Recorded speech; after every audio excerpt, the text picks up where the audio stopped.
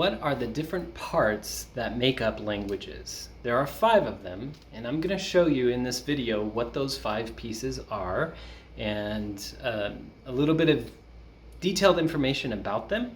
So if you're studying language, or if you're trying to learn really any language, knowing what these 5 parts are is going to help you. It's going to help direct your research and kind of help you decide who your pronunciation teacher is going to be, or who your grammar teacher is going to be, or probably more importantly, help you think about the lessons that you're getting in pronunciation or grammar or whatever the case may be.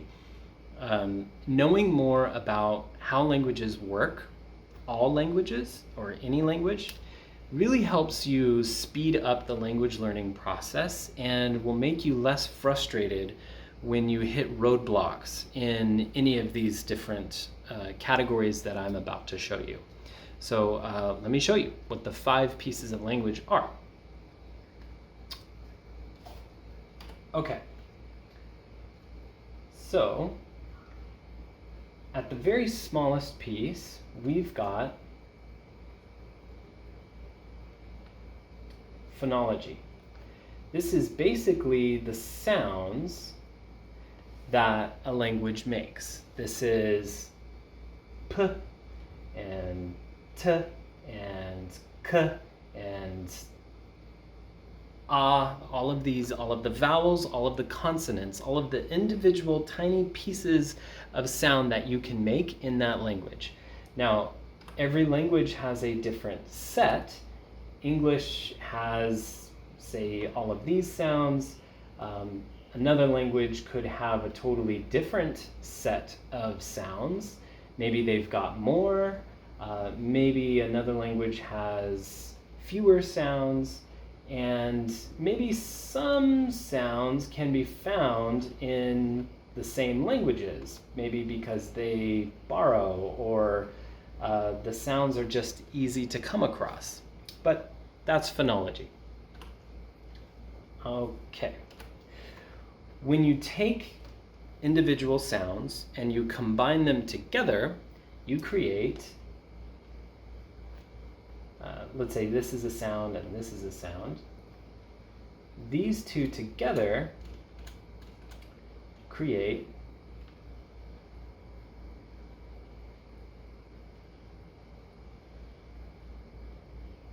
morphology. So morphology is the study of individual units of meaning in a language. I'll give you an example. So if you have the word, let's take, here's a word, teacher. We can break this word down here. First, I'll show you the phonemes. If I were to write it like this, teacher. These are the individual phonemes, the sounds of that word. T, e, ch, like this. But the morphemes are this. Teach and Each of these pieces has a separate meaning that we can't break down any further. So we've got teach or teach and or If I were to say T, that doesn't have a smaller meaning. Well, that's a bad example because it does, tea, as in, a hot cup of tea. But for this example, teach is the morpheme that we're looking at. Is also a morpheme. It means someone who does. But you can see if I swap this morpheme like this, and if I were to say teaches, that completely changes the meaning of the word. So The word is not what we're looking at. We're looking at those individual pieces. Teach and teach is, teacher, teaching. These are the morphemes that can change the meaning of whatever you're saying when you're speaking in a language. Okay. So let's move on to the next piece. If you were to take morphemes and combine them together, those will create the individual words of a language, and this is called the lexicon. So your lexicon is all of the words in the language. So if you were to just buy a dictionary and go through every single word, that is your lexicon. You can, if you have a really good memory, just sit down with a dictionary and read every single word and learn every single word.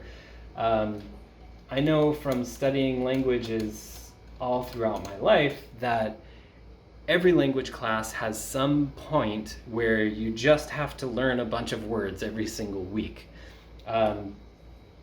It's really amazing studying, like watching babies or kids learn languages, because they learn new words so fast. 20 new words a day or something crazy like that. If you're studying a new language, maybe you aren't going to learn 20 new words every day, but you could try. Okay, lexicon is pretty easy. Let's move on to the next one. The individual words can combine. Here, I'll just write an example word here. Teacher. How about I do this actually? Teacher. And then teach. Her.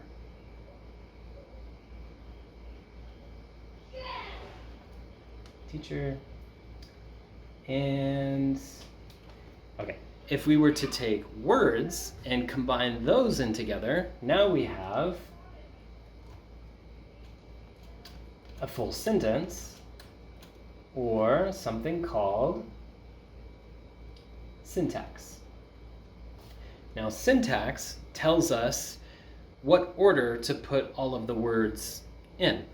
So if I were to say, the teacher is teaching, okay? Each one of these,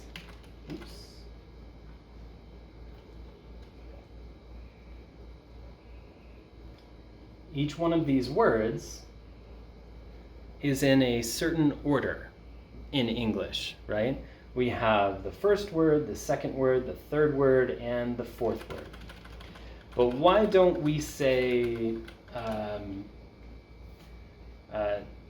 teaching the teacher is?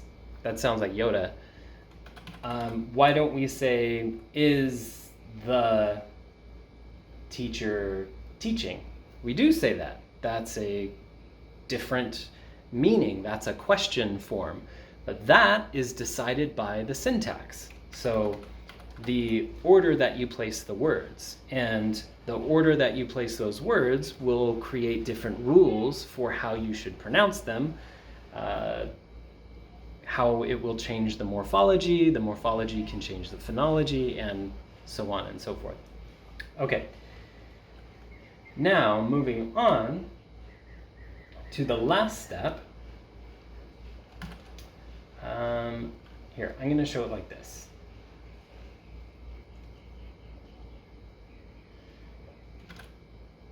If somebody is speaking and they say our sentence, the teacher is teaching, that has meaning.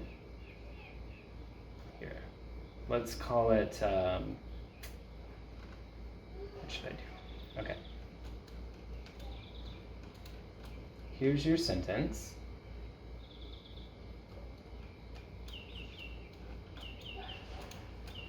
This is called, that color is not very good. Ay, ay, ay. Okay, here. Semantics. Okay, semantics, the last piece, decides what is the meaning of what you're saying. What is the meaning of all of this? The syntax that you chose, the words that you chose, and how you pronounced it created a meaning.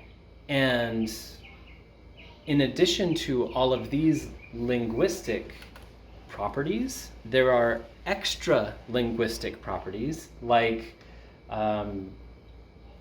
maybe like this room. If I'm in this room, if I am a man, if I am wearing this shirt, if I say something in a certain way, it has a certain meaning.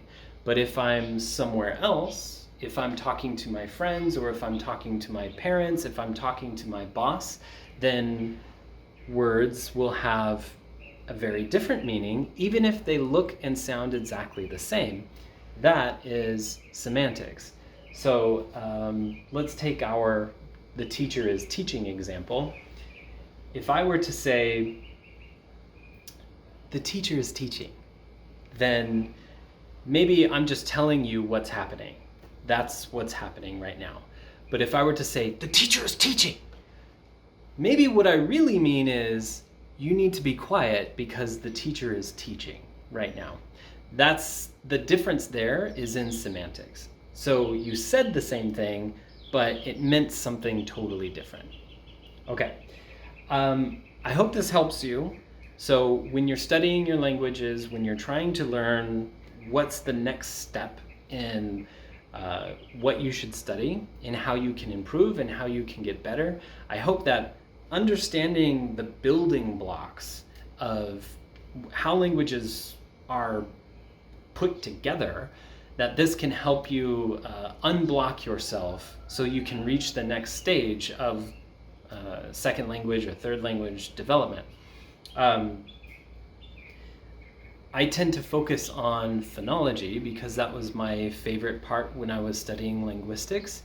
And I feel that really does unblock a lot because it's the smallest piece and because it's the part that kind of influences everything else, because you can change your tone to completely change the meaning of something you said. That's where I usually looked the most. But there's a lot of interesting stuff you can learn in each one of these categories. So I encourage you to do more research into each one of these pieces if one of them was particularly interesting to you. And good luck!